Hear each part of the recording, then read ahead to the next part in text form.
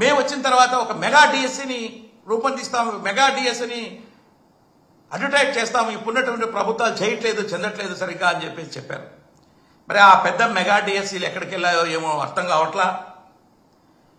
మేము వచ్చిన తర్వాత రాష్ట్రంలో యువత కోసం పర్టికులర్లీ 20 లక్షల ఉద్యోగుల్ని మేము కల్పిస్తాం. సంవత్సరానికి 4 లక్షల తరఫున లాగా 4 లక్షల లాగా ప్రతి జనవరి 1వ తారీఖుల్లో ఒక క్యాలెండర్ను రూపొందించి రిక్రూట్ చేసి ప్రతి ఒక్కరికి కూడా ఉద్యోగాలు, యువతనంతా కూడా ఉద్యోగాలు ఇస్తామన్నారు. ఎక్కడికి పోయింది ఈ యొక్క 7 నెలల్లో? మీరు ఏం చేశారు? జాబ్ క్యాలెండర్ ఏమైంది? మరి 20 లక్షల ఉద్యోగాలలో ఎన్ని ఉద్యోగాలు మరి యువతకి ఆంధ్రప్రదేశ్లో మీరు కల్పిస్తున్నారు? మరి ఇవన్నీ కూడా ఏమీ చెప్పట్లా. ఇవన్నీ కూడా మీరు ఎన్నికల హామీలే తప్ప వేరేగా కనపట్లేదు అని చెప్పేసి కూడా నేను ఈ సందర్భంగా తెలియజేస్తున్నా. దాంతోపాటు చెప్పారు, యువతకు మేము ఉద్యోగాలు కల్పించలేకపోతే ఉద్యోగాలు నెలకు 3,000 చొప్పున నిరుద్యోగ వృత్తిని కూడా మేము మంజూరు చేస్తామన్నారు. మరి ఉద్యోగాలు కల్పించట్లేదు, నిరుద్యోగ వృత్తి కూడా ఇవ్వట్లేదు.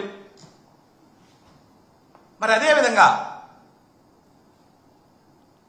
విద్యార్థులకు విదేశీ విద్యను కూడా విరివిగా ఉద్యోగస్తుల యొక్క విద్యార్థులకు అందిస్తామని చెప్పడం జరిగింది. మరి అది కూడా విద్య ఏ విధంగా మరి విదేశీ విద్యా ఉద్యోగ ఈ పిల్లలకి అందిస్తున్నారో అర్థం కాని పరిస్థితి. రిటైర్ అయినటువంటి పెన్షనర్లకి పర్టికులర్గా మరి నేను చూస్తూ ఉన్నా, ఈ రోజున ఆంధ్రప్రదేశ్లోనే కాదు, నేను all India state government pensioners ఫెడరేషన్కి వైస్ చైర్మన్గా ఉంటున్నా. మరి ఇతర రాష్ట్రాల్లో కూడా చూస్తున్నాను. ఇక్కడ అడిషనల్ క్వాంటమ్ ఆ పెన్షన్ 70 ఏళ్లు దాటిన తర్వాత 10% గాను, 75% దాటిన తర్వాత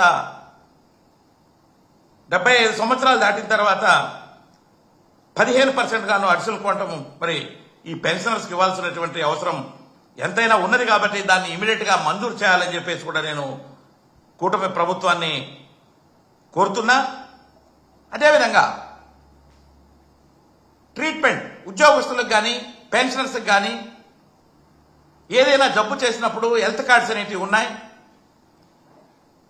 హెల్త్ కార్డ్ సరిగ్గా ఇంప్లిమెంట్ కావట్లేదు. కొన్ని హాస్పిటల్ కొన్ని జబ్బులకు నిరాకరిస్తున్నారు. ఎందుకంటే మీరు గవర్నమెంట్ షేరు, ఉద్యోగస్తుల షేరు, పెన్షనర్స్ దగ్గర నుంచి రావాల్సినటువంటి ఆ యొక్క సొమ్ముని మీరు ఖచ్చితంగా డిడక్ట్ చేస్తున్నారు. కానీ ప్రభుత్వం ఇవ్వాల్సినటువంటి ఆ యొక్క వాటాని సక్రమంగా హాస్పిటల్స్కి ఇవ్వట్లేదు. కాబట్టి హాస్పిటల్స్ ట్రీట్మెంట్ చేయడానికి నిరాకరిస్తున్నారు. వాళ్ళకి సకాలంలో చెల్లించి ప్రతి ఉద్యోగికి పెన్షనర్కి సకాలంలో మంచి ట్రీట్మెంట్ వచ్చే విధంగా చూడాలని దప్పదప్పాలుగా ప్రభుత్వానికి చెప్పినప్పటికీ మరి అది చేయకుండా మరి ఇంకొకటి ఏదో ఇన్సూరెన్స్ సిస్టాన్ని, కొత్త సిస్టాన్ని తీసుకొస్తామని చెప్పేసి మళ్ళా ఏదో బూచి చూపెట్టబోతున్నారు.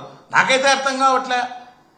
ఈ యొక్క హెల్త్ కార్డుని తీసుకురావడానికే ఎంతో కాలం పట్టింది, దాదాపు 15 సంవత్సరాలు పట్టింది.